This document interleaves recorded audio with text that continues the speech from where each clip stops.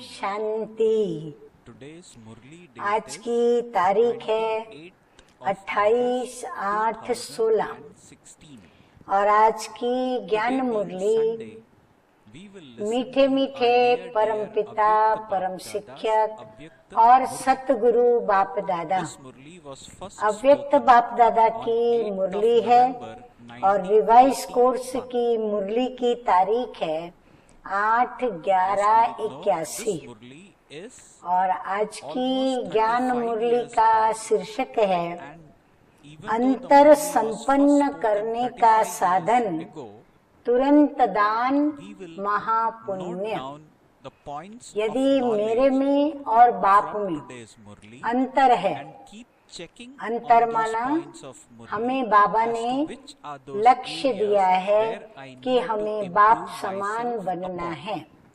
ब्रह्मा बाप समान बनने के लिए कर्म को फॉलो करना है और विदेही बाप समान बनने के लिए हमें अशरीरी बनना है। तो बाप और हमारे बीच में अंतर न रहे, उसका साधन है तुरंत दान महापुण्य। अभी हम सुनते हैं प्यारे प्यारे मीठे मीठे बाप दादा के मधुर महावाक्य। तो बाप दादा कहते हैं कि आज बाप दादा सवेरे प्रातः काल की वतन की बाप दादा दोनों के रूरिहान की चित्रों सहित कहानी सुनाते हैं। वाह, हमारे भाग्य जो बाप दादा की सवेरे सवेरे आपस में क्या रूरिहान हो रही थी वो हमें चित्रों के साथ बाबा सुना रहे हैं। कहानी सुनने में तो सबको रुचि होती है ना। तो आज की कहानी क्या थी? आज की कहानी बाबा अभी बताते जा रहे हैं। हम अपनी नजरों के आगे चित्र को लाते जाएंगे। ब्रह्मा बाप वतन के बगीचे में सैर कर रहे थे। पहुंच गए सभी वतन में। अब वतन का बगीचा देखो और उस बगीचे के अंदर हमारे प्यारे प्यारे मीठे मीठे ब्रह्मा बाबा शिव बाबा के साथ में बगीचे में सैर कर रहे थे। सैर करते हुए सामने कौन थे? सैर बाबा कर रहे थे, परंतु सामने बाप दादा किसको देख रहे थे? बाप के सामने सदा कौन रहते हैं? हाँ, सभी ने सही जवाब दिया, हम बच्चे रहते हैं। अब ये तो सब अच्छी तरह से जानते हो ना। तो बाप बच्चों की माला सिमरन करते। बाबा हम बच्चों की माला को सिमरन कर रहे थे। कौन सी माला? वो माला कौन सी थी? गुण माला थी। बाबा बच्चों को देखते हुए उनके गुणों की माला का सिमरन कर रहे थे। तो ब्रह्मा बाप गुण माला को सिमरन कर रहे थे। शिव बाप ने ब्रह्मा से पूछा, शिव बाबा ने ब्रह्मा बाबा से पूछा कि क्या सिमरन कर रहे हो? ब्रह्मा बाप बोले, जो आपका काम सो मेरा काम। आप भी सारा दिन बच्चों को याद करते हो, बच्चों को देखते हो और बच्चों की याद में बच्चों के गुणों की माला सिमरते हो। तो बाबा ने इतना विस्तार से जवाब नहीं दिया, परंतु कहा कि जो आपका काम सो मेरा काम। तो बच्चों के गुण मालाओं को देख रहे थे। शिव बाप ने पूछा, किससे पूछा? ब्रह्मा बाप से फिर से पूछा कि क्या क्या देखा? हाँ, बच्चों की गुणमाला में किस बच्चों का क्या क्या देखा? क्या देखा होगा? अब बाबा हम बच्चों से पूछ रहे हैं क्या देखा होगा? तो देखा कोई बच्चों की सिर्फ नेकलेस के मुआफिक माला थी।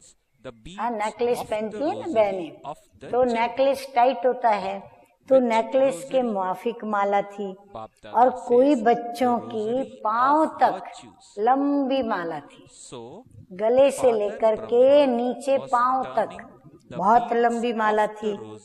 कोई बच्चों की कई लड़ियों की माला थी। हाँ, एक लड़ी, फिर दूसरी, फिर तीसरी, चौथी, पांचवी, ऐसे कई लड़ियों की माला थी। कोई बच्चे इतनी मालाओं से सजे हुए थे जैसे मालाएं उनकी ड्रेस बन गई थी। जहाँ देखो वहाँ मालाओं की लड़ियां लड़ियां लड़ियां, जैसे कि वो लड़ियों की, मोती के मालाओं की लड़ियों की ड्रेस पहनी हुई थी। ब्रह्मा बाप वैरायटी गुणमाला से सजे हुए बच्चों को देख देख हर्षित हो रहे थे। और सभी बच्चे बहुत ही सुंदर सजे सजाए लग रहे थे। आप हरेक अपनी गुणमाला को जानते हो। बाबा कहते आप खुद भी जानते हो कि आपके पास कौन सी गुणमाला है और कौन से गुण हैं जिनकी माला आपने पहन रखी है। कितने सजे हुए हो, ये अपना चित्र देखते हो? हाँ, नहीं देखा है तो अभी देखो, सभी अपना अपना चित्र देखो कि कितनी मालाएं पहनी है, लंबी है, छोटी है, अनेक लड़ियों की माला है, या नेकलेस है, या पूरी ड्रेस जैसे कि मालाओं से बनी हुई है। ब्रह्मा बाप चित्र रेखा बन चित्र खींच रहे थे। बाबा जैसे रेखा चित्र होता है ना, तो चित्र रेखा बन चित्र खींच रहे थे। तो बाबा खुद हमारे चित्र की रेखाएं बना करके गुणों की और चित्र को खींच रहे थे। अर्थात चित्र में तकदीर की रेखाएं खींच रहे थे। हाँ, वो रेखाएं क्या खींच रहे थे, लेकिन बाबा हमारी तकदीर की लकीरें खींच रहे थे। आप स्वयं भी स्वयं का चित्र अर्थात तकदीर की तस्वीर खींच सकते हो ना।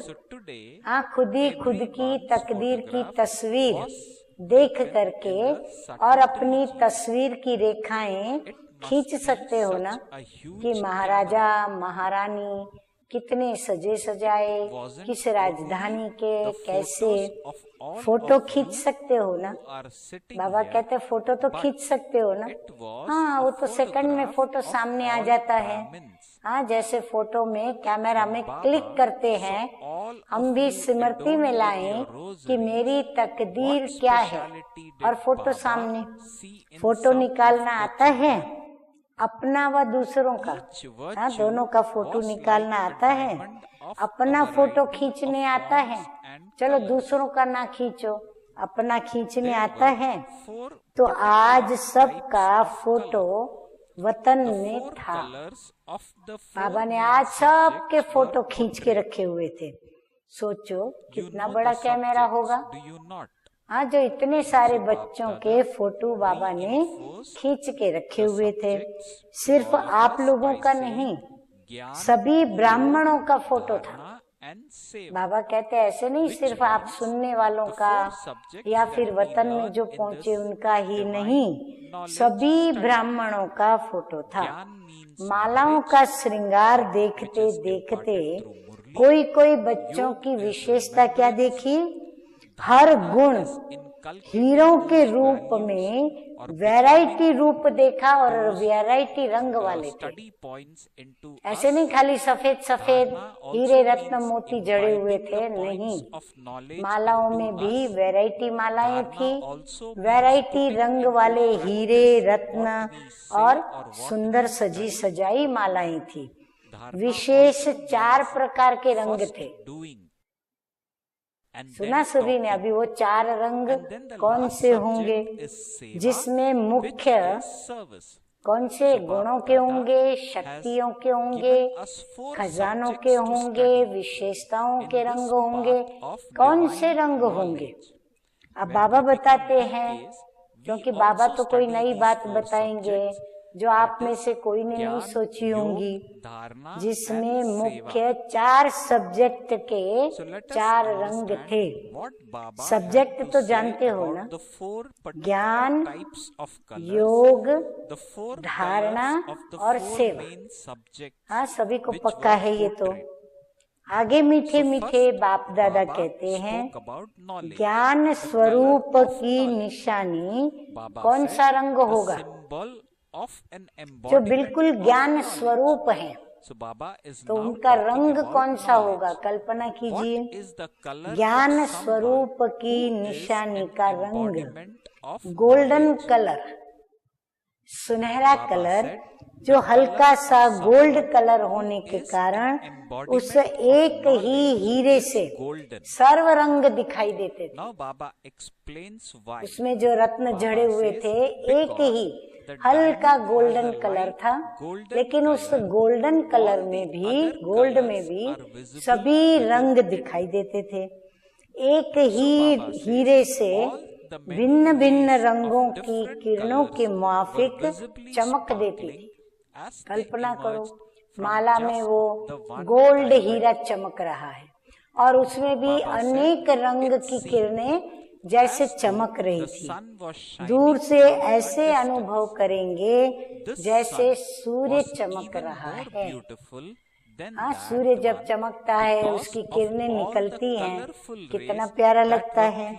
और ये तो उससे भी सुंदर सूर्य, क्योंकि सर्व रंगों की किरणें दूर से ही स्पष्ट दिखाई देती थी और वो आंखों को बहुत बंद कराने वाली भी नहीं थी, बहुत शीतल थी, तो वो बहुत सुंदर और स्पष्ट थी। हर रंग की किरणें स्पष्ट दिखाई देती थी। चित्र सामने आ रहा है ना कि कैसे चमक रहा है हीरा। हाँ, वो गोल्ड हीरा कैसे चमक रहा है। अच्छा, अब याद की निशानी बाबा बताते हैं। ये तो सहज है ना, सहज है या इंतजार है बाबा के मुख से हम बच्चे सुने। याद में यहाँ भी बैठते हो तो कौन से रंग में बैठते हो? कौन सी लाइट में बैठते हो? लाल। तो वो था लाल रंग, लेकिन इस लाल रंग में भी गोल्डन रंग मिक्स था। सुनहरा लाल रंग था, वो प्योर गोल्ड रंग था, इसमें सुनहरा लाल रंग था। इसलिए आपकी इस दुनिया में वो रंग नहीं है।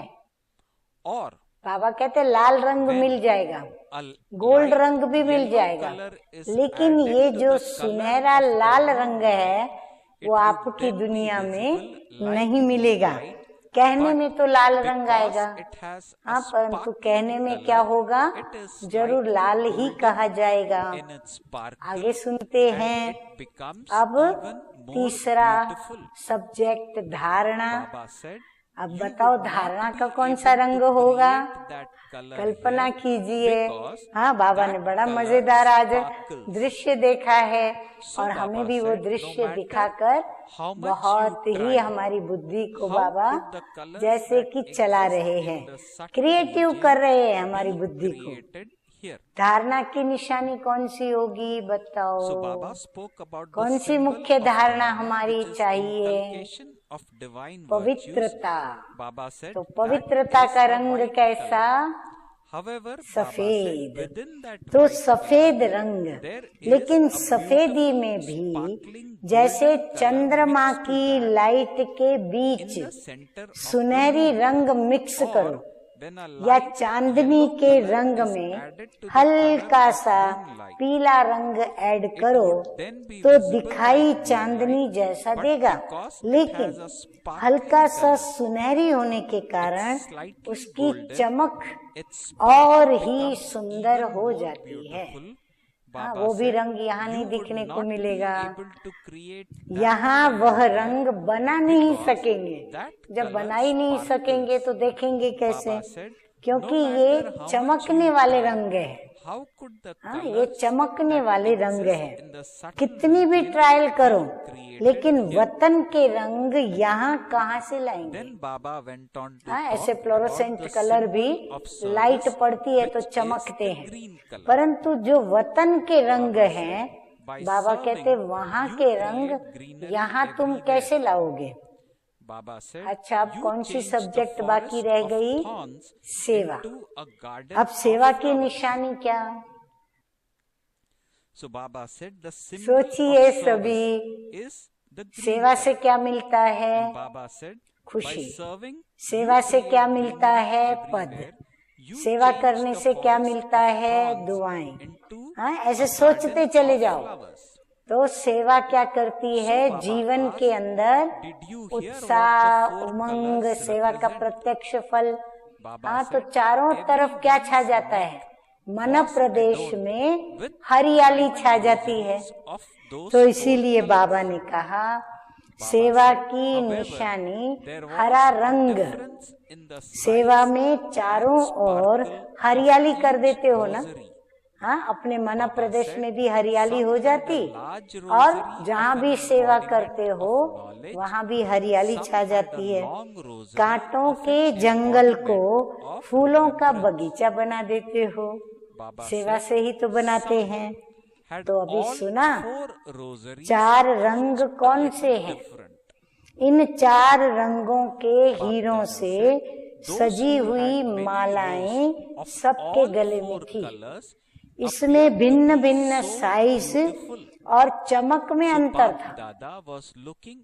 साइज छोटी बड़ी सबकी अलग अलग, और चमक में भी फर्क था। कोई की ज्ञान स्वरूप की माला बड़ी थी, तो कोई की याद स्वरूप की माला बड़ी थी, और कोई की 4 ही मालाएं थोड़े थोड़े अंतर में थी। ज्ञान की बड़ी तो योग की थोड़ी छोटी, फिर और छोटी और छोटी। जिनों की 4 ही रंगों की अनेक मालाएं थी, वो कितने सुंदर लगते होंगे। हाँ, बाबा कहते कल्पना करो, जिनकी चारों ही रंग की अनेक मालाएं होंगी, उनकी सुंदरता, श्रृंगार कितना अच्छा लगता होगा। तो बाप दादा सबकी रिजल्ट मालाओं के रूप में देख रहे थे। दूर से हीरे ऐसे चमक रहे थे जैसे छोटे छोटे बल्बों की लाइन। आजकल वो निकले हैं सारे बल्बों की, छोटे छोटे छोटे छोटे बल्ब होते हैं, एलईडी के बल्ब कहते हैं उसे। तो वो बल्बों की जैसे माला सुंदर दिखती है, ऐसे ये चित्र था। अब इस चित्रों द्वारा रिजल्ट देख ब्रह्मा बाप बोले, क्या बोले रिजल्ट? समय की रफ्तार के प्रमाण सर्व बच्चों का श्रृंगार संपन्न हुआ है। हाँ, पूछ रहे हैं कि सभी का श्रृंगार पूरा हो चुका है, क्योंकि रिजल्ट में तो अंतर था। कोई की बड़ी थी, कोई की छोटी थी, कोई की कैसी। तो इस अंतर को कैसे संपन्न करे? बाबा कहते अभी वो बताओ।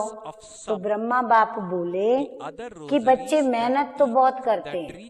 हाँ, शिव बाबा ने कहा फिर ये अंतर क्यों है और अंतर मिटेगा कैसे? तो ब्रह्मा बाबा बच्चों का पक्ष लेते हुए बोले कि बच्चे मेहनत तो बहुत करते हैं, और मेहनत के साथ सबकी इच्छा भी है, संकल्प भी करते हैं। बाकी क्या रह गया? जानते तो सब हो ना, नॉलेजफुल तो बन गए हो। तो बताओ क्या अंतर रह जाता है?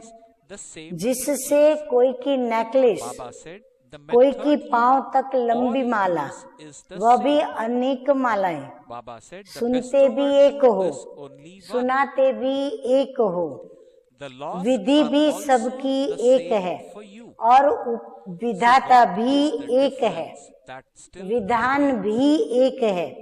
बाकी क्या अंतर रह जाता है? संकल्प भी बाबा कहते हैं कि एक है, संसार भी एक है, फिर अंतर क्यों? कहाँ हम बच्चों की गलती होती है, कहाँ हमारी मेहनत कम पड़ती है, जो ये रिजल्ट निकली कि सभी के रिजल्ट में अंतर था। ब्रह्मा बाप को आज बच्चों पर बहुत बहुत स्नेह आ रहा है, इसीलिए तो बच्चों के पक्ष में बात बताते रहे। सभी चित्रों को संपन्न बनाने के लिए तीव्र उमंग आ रहा था कि अभी का अभी ही सबकी मालाओं को सजा दे, और सबको मालाओं से बाबा सजा दे। तो बाबा को इतना प्यार आ रहा था, बाबा ही तो बना रहा था ना चित्र, तो बाबा को इतना प्यार आ रहा था। बाप तो सजा भी दे, हाँ, बाबा को देरी नहीं लगे, सजा भी दे, लेकिन धारणा करने की सामर्थ्य भी चाहिए। हाँ, सामर्थ्य भी तो चाहिए, संभालने की सामर्थ्य भी चाहिए। हाँ, गहने तो बड़े ऊंचे ऊंचे पहना देंगे बाबा, जैसा वर्णन किया है, अंतर मिटा देंगे, लेकिन उसको संभालने वाले जो बच्चे हैं उनके अंदर वो सामर्थ्य भी तो चाहिए। तो ब्रह्मा ने फिर शिव बाप से पूछा, शिव बाप ने पहले ब्रह्मा बाबा से पूछा। अब ब्रह्मा बाबा सोच में पड़ गए कि बच्चों में सामर्थ्य नंबरवार है, तो क्या किया जाए, इसीलिए शिव बाबा से राय ली। ब्रह्मा बाप ने शिव बाबा से पूछा, क्या बात है, बच्चे साथ चलने के लिए संपूर्ण सजते क्यों नहीं है? कारण तो शिव बाप को ही ज्यादा पता होगा ना, क्योंकि बच्चों के अंतर्यामी तो वही है, साथ में तो सजे सजाए ही जाएंगे। यदि आपके साथ चलेंगे तो सभी बच्चे सजे हुए और सजाए हुए ही चलेंगे। तो कारण क्या निकला? अभी शिव बाप उसका कारण बताते हैं। शिव बाप बोले, अंतर तो छोटा सा है। हाँ, शिव बाबा के लिए तो अंतर बड़ा छोटा सा है। सोचते सब हैं, करते भी सब हैं, लेकिन कोई कोई हैं जो सोचते और करते एक ही समय पर है। यहाँ सोचा, यहाँ किया, तुरंत करते हैं, अर्थात सोचना और करना साथ साथ है, तो वो संपन्न बन जाते हैं। और कोई कोई है जो सोचते हैं और करते भी हैं, लेकिन सोचने और करने के बीच मार्जिन रह जाती है, समय का अंतर पड़ जाता है। सोचते बहुत अच्छा है, प्लान बहुत अच्छा होता है, लेकिन करते कुछ समय के बाद है, तुरंत नहीं करते, उसी समय नहीं करते। इसलिए संकल्प में जो उस समय की तीव्रता होती है, संकल्प में कि ये बात अभी हो जाए, उमंग उल्लास होता है। हाँ, तभी तो वो सोचों में तीव्रता आती है। वो समय पड़ने से परसेंटेज में कम हो जाते हैं। हाँ, समय बीतता है तो उत्साह उमंग भी कम होने लगता है। जैसे गर्म व ताजी चीज का अनुभव और ठंडी व रखी हुई चीज के अनुभव में अंतर आ जाता है ना। ताजी चीज की शक्ति, ताजी चीज की शक्ति और रखी हुई चीज की शक्ति में अंतर पड़ जाता है ना। चीज कितनी भी बढ़िया हो, लेकिन रखी हुई चीज, उसकी रिजल्ट वही नहीं निकल सकती। जो रिजल्ट ताजी की मिलती है वो रखी हुई चीज की नहीं मिलती। ऐसे संकल्प जो करते हैं वह उसी समय प्रैक्टिकल में करना, उसकी रिजल्ट और सोचना आज करना कब, उसकी रिजल्ट में अंतर पड़ जाता है। तीव्रता वाला अभी सोचा अभी किया, अंतर नहीं पड़ता। तो रिजल्ट भी परफेक्ट मिलती, पूरी मिलती। लेकिन सोचते अच्छा है, लेकिन करते बाद में। सोचा आज किया कल, तो अंतर पड़ गया ना, तो फिर रिजल्ट में भी फर्क पड़ जाता है। बीच में समय की मार्जिन होने के कारण एक तो सुनाया कि परसेंटेज सबकी कम हो जाती है, जैसे ताजी चीज के विटामिन में फर्क पड़ जाता है। दूसरा, मार्जिन होने के कारण क्या होता है, देखो ध्यान से सुनो। इसीलिए बाबा कहते हैं कल करे सो आज कर, आज करे सो अब। मार्जिन होने के कारण समस्याओं रूपी विघ्न आ जाते हैं, तुरंत नहीं करते तो माया को समय मिल जाता है। इसलिए सोचना और करना साथ साथ हो। इसको कहते हैं तुरंत दान महापुण्य। दान का संकल्प आया ना, बस कर डालने का, पूछने का भी नहीं, पूछें सोचें करें न करें नहीं, संकल्प आया और किया। इसको कहते हैं तुरंत दान महापुण्य। नहीं तो महापुण्य के बजाय पुण्य हो जाता है, महानता उसमें से निकल जाती है, महाशब्द निकल जाता है, यानी संपन्नता की स्टेज का जो शब्द है वो निकल जाता है। तो अंतर हो गया ना, महापुण्य की प्राप्ति और पुण्य की प्राप्ति में अंतर हो जाता है। तो समझा कारण क्या है? छोटा सा कारण, करते भी हो लेकिन सिर्फ अब के बजाय कब करते हो। इसीलिए मीठे मीठे बाप ने हमें स्लोगन भी दिया है कि अब नहीं तो कब नहीं। इसीलिए कब के बदली में अब करना है। करते हो कब, अब के बजाय कब करते हो, इसलिए मेहनत ज्यादा करनी पड़ती है। तो ब्रह्मा बाप बच्चों से बोले, हाँ शिव बाप ने कारण का निवारण सुनाया, कारण भी सुनाया, विधि भी बताई। अब ब्रह्मा बाप बच्चों से बोले अब इस कारण का निवारण करो, बाबा ने जो बताया वो करो। तो सुना आज की कहानी, दोनों बाप के बीच की कहानी। अब क्या करेंगे? निवारण करो।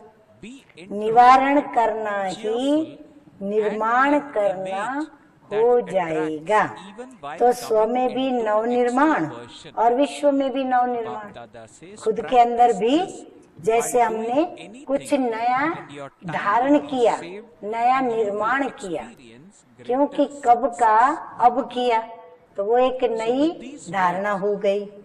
अच्छा, ऐसे सदा सजे सजाए सोचना और करना समान बनाने वाले, सदा बाप समान, तुरंत दानी महापुण्य आत्माएं, दोनों बाप के शुभ इच्छाओं को पूर्ण करने वाले ऐसे संपन्न आत्माओं को बाप दादा का याद प्यार और नमस्ते। हम रूहानी बच्चों का रूहानी बाप दादा को याद प्यार, गुड मॉर्निंग और नमस्ते नमस्ते। अभी हम क्या सुनेंगे? हम सुनेंगे अब आज का वरदान। तो आज का वरदान है अंतर्मुखी बन, अपने समय और संकल्पों की बचत करने वाले विघ्न जीत भव।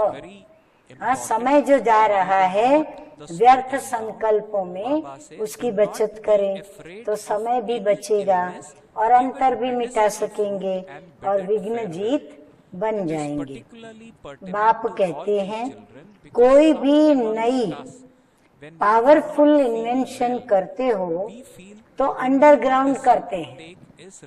आप भी जितना अंतर्मुखी अर्थात अंडरग्राउंड रहेंगे उतना वायुमंडल से बचाव हो जाएगा, मनन शक्ति भी बढ़ेगी और माया के विघ्नों से भी सेफ हो जाएंगे। बाहर मुखता में आते भी अंतर्मुख, हर्षित मुख और आकर्षण मूर्त रहो। जो ज्यादा बोलता नहीं, बाहर मुक्ता में नहीं आता, ऐसे अंतर्मुखियों के प्रति आकर्षण रहती है। ऐसे ही जो हर्षित मुख होते हैं उनके प्रति भी आकर्षण रहती है। तो ऐसे आकर्षण मूर्त रहो। कर्म करते भी यही प्रैक्टिस करो तो समय की भी बचत होगी और सफलता का भी अधिक अनुभव करेंगे। स्लोगन है आज का, बीमारी से घबराओ नहीं, उसे दवाई रूपी फ्रूट खिलाकर विदाई दे दो। बाबा कहते बीमारी आई ना, ठीक है, कर्म भोगना, अपना भोग लेने आई तो उसको दवाई का फल खिला के भोग खिला दो और उसको विदाई दे दो। हाँ, लेकिन घबराओ मत, बाबा को याद करो और उसे फ्रूट खिला दो। कौन सा फ्रूट? जो दवाई लेनी है उसके लिए वो जरूर लो। कई बाबा के बच्चे ऐसा सोचते हैं कि बाबा की याद ही बड़ी दवाई है, लेकिन ऐसा नहीं होता। बाबा की याद की दवाई आत्मा के लिए है, आत्मा को निरोगी वर्तमान बनाती है, परंतु उसकी रिजल्ट जन्म जन्मांतर और उसका असर शरीर के स्वास्थ्य पर भी पिछले जन्मों में होगा। लेकिन इस जन्म में पिछले जन्मों का किया हुआ जो भी पाप कर्म विकर्म है उसकी भोगना के लिए जो बीमारियां आती हैं उसके लिए तो इस शरीर को निरोगी रखने या उस बीमारी से स्वयं को बचाने के लिए दवाई रूपी फल बाबा कहते हैं उसको दे दो तो ताकत आ जाएगी, अर्थात वो बीमारी निकल जाएगी या मिट जाएगी। अच्छा, ओम शांति।